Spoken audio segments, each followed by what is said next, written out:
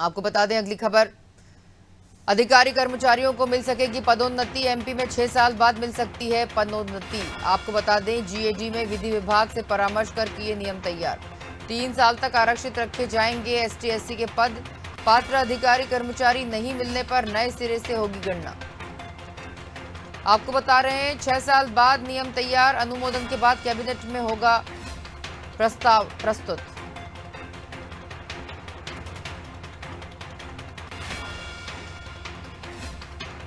अधिकारी कर्मचारियों को मिल सकती है पदोन्नति। एमपी में 6 साल बाद मिल सकेगी पदोन्नति। जीएडी ने विधि विभाग से परामर्श कर किए नियम तैयार।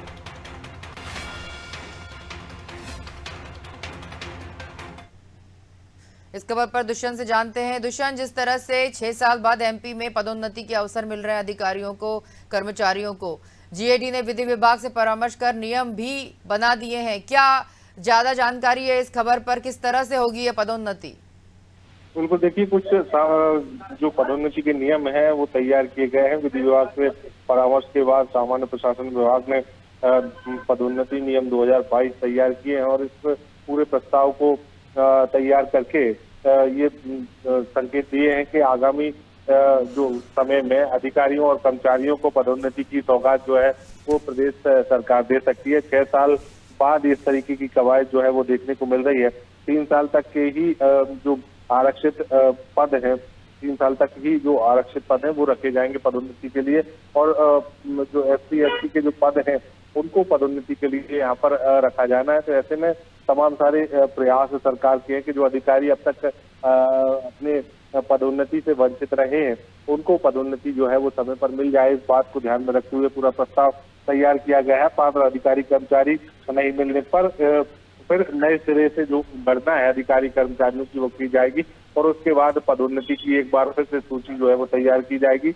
लेकिन जिस तरीके से 6 साल बाद जो नियम तैयार किए गए हैं और समिति के अनुमोदन के बाद इसको कैबिनेट की बैठक में अनुमोदन के लिए रखा जाएगा। जैसे ही कैबिनेट की इसको मंजूरी मिलती है तो सरकार इसको तुरंत मध्य प्रदेश में लागू करेगी और बड़ी संख्या में जो कर्मचारी हैं वो कहीं ना कहीं पदोन्नति पा सकेंगे और उनके जो जिस तरीके से जो परेशानियां और मांग है वो भी पूरी हो सकेगी। दुष्यंत, जिस तरह से आपने बताया और जिस अब ये 6 साल का लंबा समय उसके बाद ये होने जा रहा है पदोन्नति कार्यक्रम, आप ये बताएं कि पदोन्नति के लिए 6 वर्ष के बाद का समय लगा, तो इतना टाइम लगने के पीछे क्या कारण हो सकते हैं?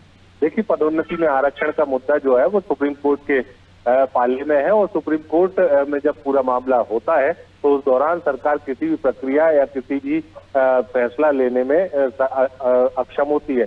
ऐसे में जब कोर्ट में पूरे मामले लगातार चल रहे हैं तो ऐसे में सरकार ने नए नियम के तहत नए जो अधिकारी हैं या फिर जो अधिकारी को प्रोन्नत किया जा सकता है, पदोन्नति दी जा सकती है, उनको पदोन्नति देने का प्रयास सरकार की तरफ से किया जा रहा है। लेकिन जिस तरीके से जो एक लंबे समय से एक मांग आरक्षण में पदोन्नति में आरक्षण को लेकर चल रही है, उस मामले को लेकर सुप्रीम कोर्ट में लगातार याचिकाएं दायर हैं और उसमें सरकार लगातार जवाब जो है सुप्रीम कोर्ट के सामने पेश कर रही है। साथ ही साथ अभी तक सुप्रीम कोर्ट या हाई कोर्ट की तरफ से कोई भी दिशा निर्देश या ये कहें कि फैसला जो है इस पूरे मामले पर नहीं आया है, जिसकी वजह से पदोन्नति रोक रखी गई थी और इतने लंबे समय तक अधिकारी कर्मचारियों की पदोन्नति रुकने से कहीं न कहीं उनकी उन्नति भी रुकी है और उसी बात को ध्यान में रखते हुए सरकार ने नए नियम तय किए।